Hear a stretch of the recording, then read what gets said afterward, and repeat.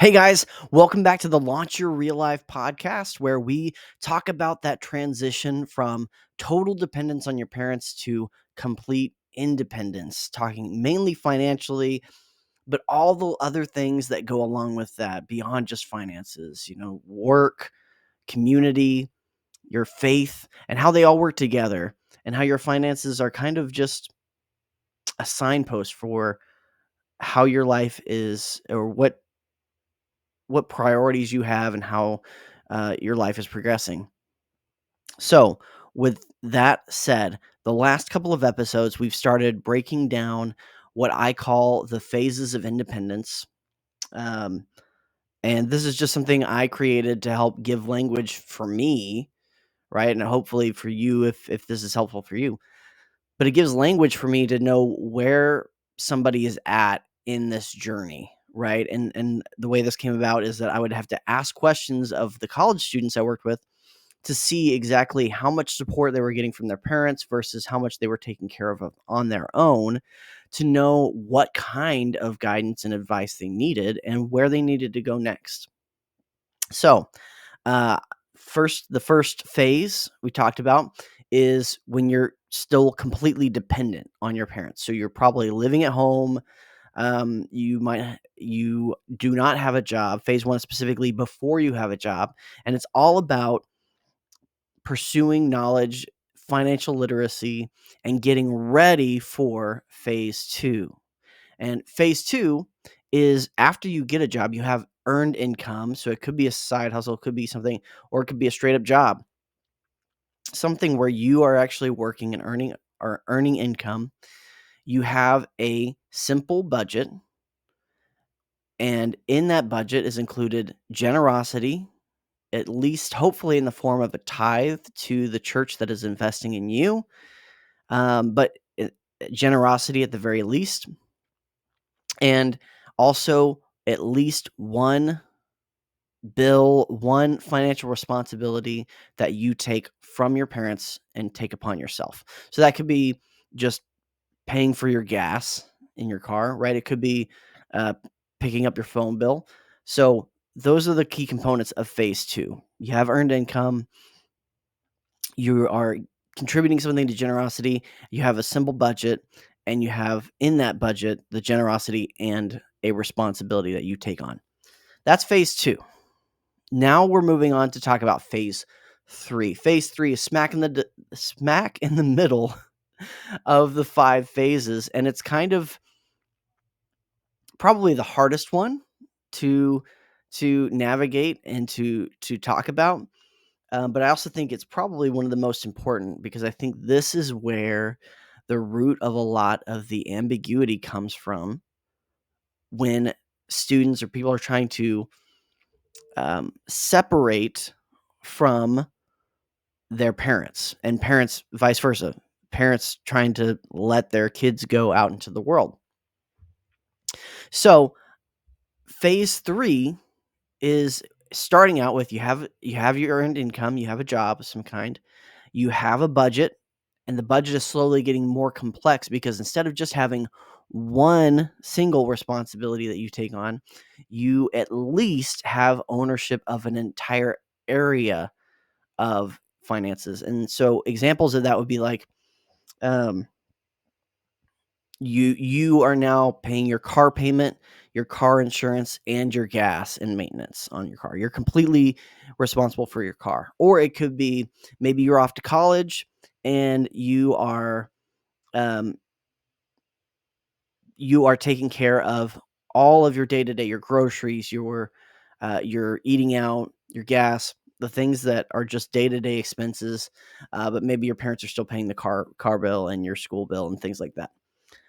So it starts off with you have an entire area of expenses that you are responsible for. That's the baseline. To progress, the goal is to slowly transition, right, those expenses that are remaining on your parents to you, which means you need to have your own bank account, you need to have your own budget, your own system, your own cards. And so maybe you pay for everything involving your car, And then maybe and the trick is however you wanna do this, however you wanna work this out between you and your parents, or if you're a parent listening to this, your parents and your kids, is really to do it with intention. So, not, uh we're just trying to take the confusion out of it. So it's not like there's a specific step or order that you should do this in. It's just whatever makes sense for you guys. But it could be that you as the child, the student, are taking care of all your car expenses, right, out of the job that you have currently. And maybe the next thing is, okay, you set a date, you know exactly when this transition is happening. Your parents take you off their phone bill and you get your own phone plan, or at the very least, you are paying your portion of the phone bill, right? And then maybe it is, um, you're paying your your utilities. Say if you're at a home with roommates during college, and your parents are contributing towards that. Maybe you're slowly taking those pieces away from your parents and taking them on your own plate. Again, the key here is intentionality. So you're not trying to overwhelm yourself, right? You're not trying to free your parents. Your parents aren't trying to shake you free, but it's so that you are ready for the future phases, because you are probably in a position where you're very soon going to be expected, going to need or want to take on all of your expenses, right? When you get that full-time job, you graduate, you get that full-time job, or whatever the case may be. It could be graduating from high school, could be graduating from college. You're suddenly going to want to be working full-time. You're going to want to get your own place, whether that's with roommates, whether that's alone if you're lucky. Um, but the key here is that you are slowly and systematically taking over those those expenses that are your personal expenses, right? And that's going to lead you on to phase 4, which we're obviously not going to talk about today. But phase 4 is basically where you are ready, you have enough income, and you are ready to be fully independent. But you're staying home, maybe you're staying with your parents, or you're delaying launching into that full independence because of goals that you're trying to reach. Maybe you're trying to save up enough for, um, an emergency fund, so when you move out, you're secure, or whatever the case may be. That's going to be phase 4. That's going to be next. But the key is you're intentionally assuming more and more responsibilities. Not because I know everybody would love for their parents to pay for as much stuff as possible for as long as possible, and we'll talk about sort of that later as far as you know true generosity. You don't want to deny somebody a good thing, but too much of a good thing can be too much of a good thing.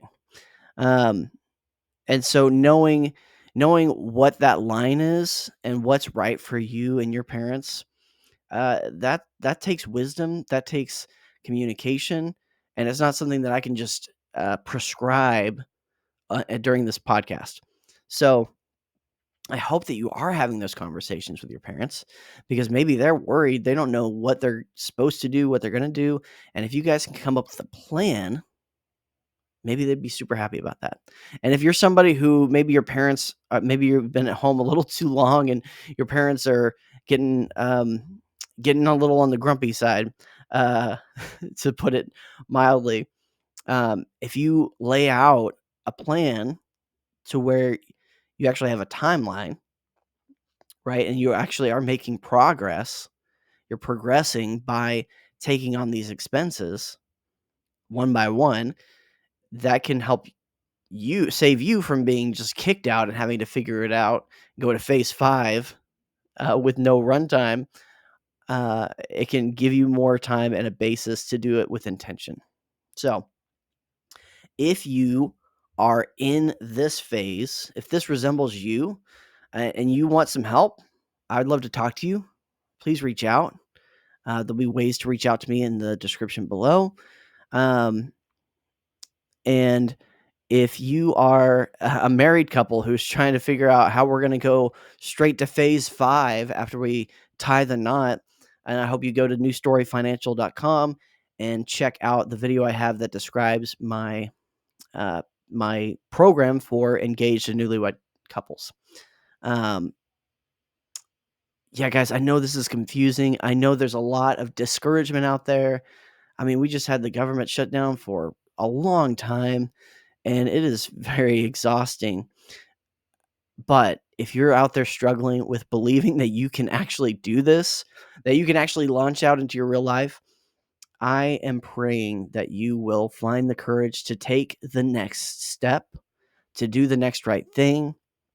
And I've got some things coming down the pipeline that I'm excited to share, some things that I'm making, some plans that I have for the new year, where hopefully I can be a resource for you in a community sense. So I wish you guys the best, and I will see you next week. Thank you so much.